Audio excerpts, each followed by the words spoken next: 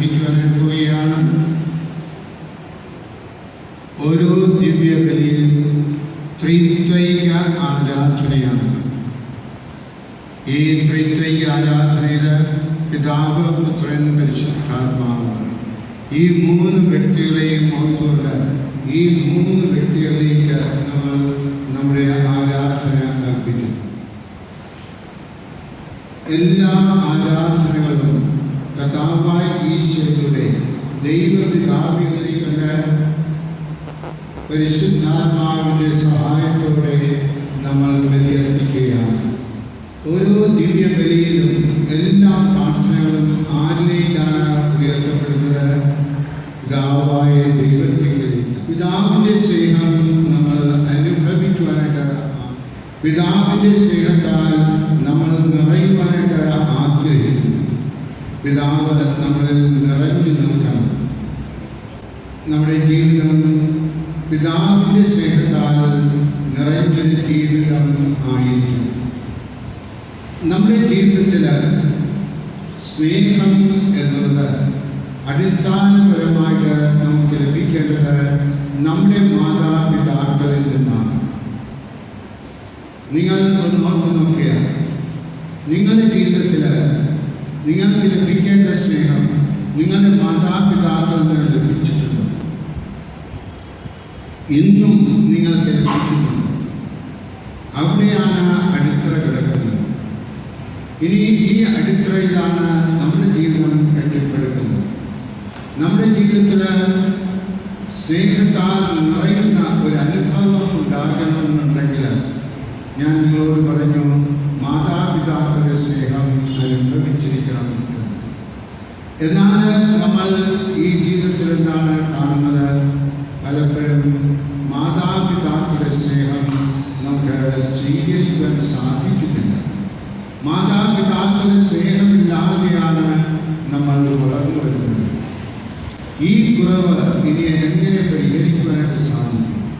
ഈ കുറവ് പരിഹരിക്കുവാൻ സാധിക്കുന്നത് പിതാവായ ദൈവത്തിലൂടെയാണ്.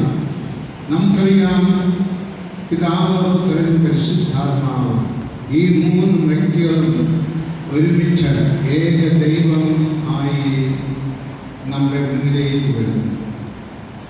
ആദിയും അന്ത്യവും ഇല്ലാത്ത ഇതാണ് ദൈവം. എപ്പോഴും വർത്തമാനത്തിൽ ആണ്.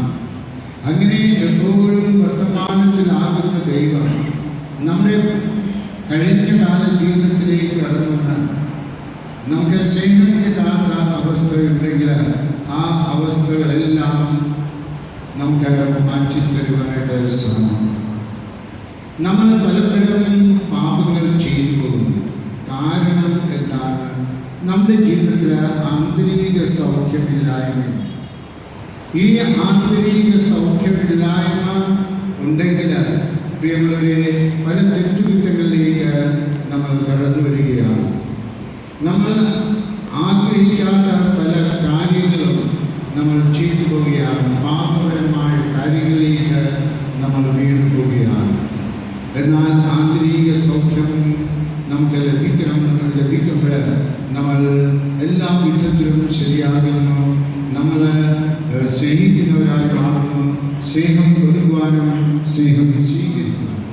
അങ്ങനെ സ്നേഹം സ്വീകരിച്ചുള്ള ഒരു ജീവിതം നമ്മുടെ ജീവിതത്തിൽ ഉണ്ടാകുമ്പോൾ നമ്മുടെ പാപബന്ധനങ്ങൾ കഴിഞ്ഞു പോവുകയാണ് ചെയ്യുന്നത്. ഓരോ ദിവ്യബലിയിലും അതാണ് സംഭവിക്കുന്നത്. നിങ്ങളുടെ മാതാപിതാക്കൾക്ക് സ്നേഹം ലഭിച്ചിട്ടില്ല എങ്കിൽ ഇനി ആരിൽ നിന്നാണ് സ്നേഹം ലഭിക്കുന്നത്? പിതാവായ ദൈവത്തിൽ നിന്നാണ്. ഓരോ ദിവ്യബലിയിലും പിതാവായ ദൈവം നമ്മളിലേക്ക് കടന്നുവന്ന് നമ്മളെ ഓരോരുത്തരെയും അനുഗ്രഹിക്കുക. ഈശോ നമ്മുടെ ആഗ്രഹങ്ങളെല്ലാം ദൈവപിതാവിലേക്ക് ഉയർത്തി നമ്മളെ പരിഗണിച്ച് നമുക്ക് വേണ്ട അനുഗ്രഹങ്ങൾ തരികയാണ് ചെയ്യുന്നത്.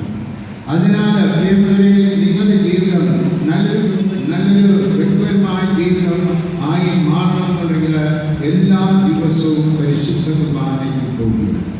ഈ സമൂഹത്തിൽ എല്ലാ ദിവസവും പരിശുദ്ധ കുർബാനയ്ക്ക് പോകുന്നവരുണ്ടെങ്കിൽ അവർ കൈയെത്തുക.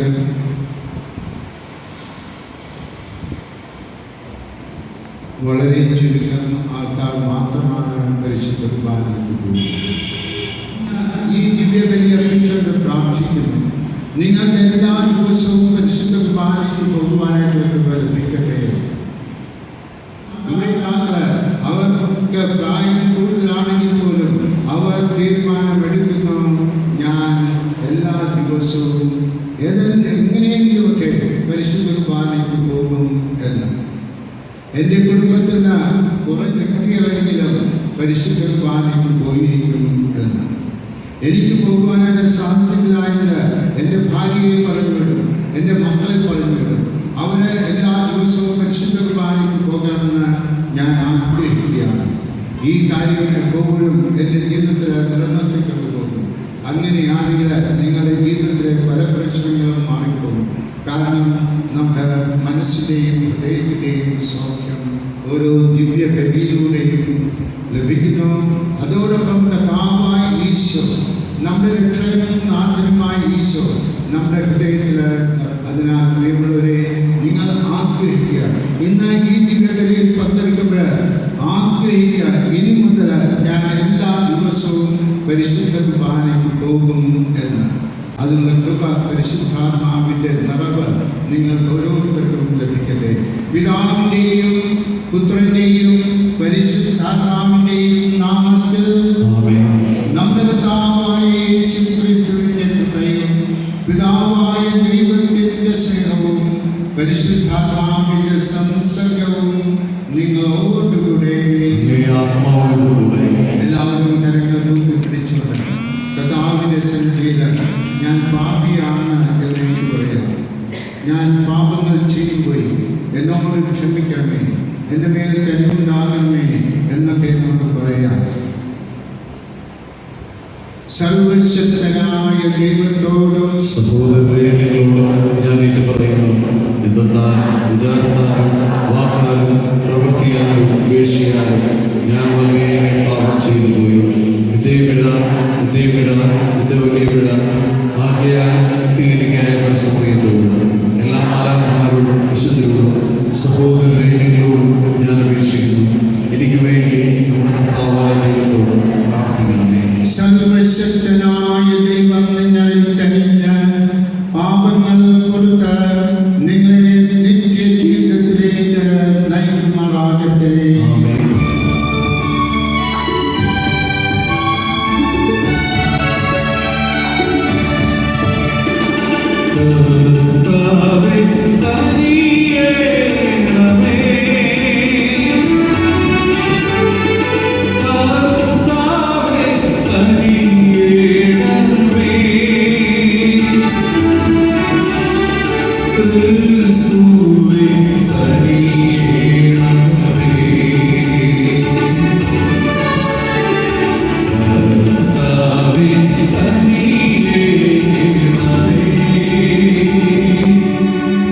നമുക്ക് പ്രാർത്ഥിക്കാം. കർത്താവേ, രഹസ്യങ്ങൾ അനുഷ്ഠിക്കുന്ന ഞങ്ങൾ അവയുടെ സമ്പൂർണ്ണ ഫലങ്ങൾ ആസ്വദിക്കുന്നതിന് ആണ്ടുതോറുമുള്ള ഈ തപസ്സാചരണത്തിൽ സന്തോഷിച്ചുകൊണ്ട് അങ്ങയോട് ഞങ്ങൾ പ്രാർത്ഥിക്കുന്നു. കർത്താവായ ക്രിസ്തു വഴി ഞങ്ങൾ സമർപ്പിക്കുന്ന പ്രാർത്ഥന കേട്ടുകൊള്ളണമേ. പുതിയ കൃപ ലഭിക്കട്ടെ.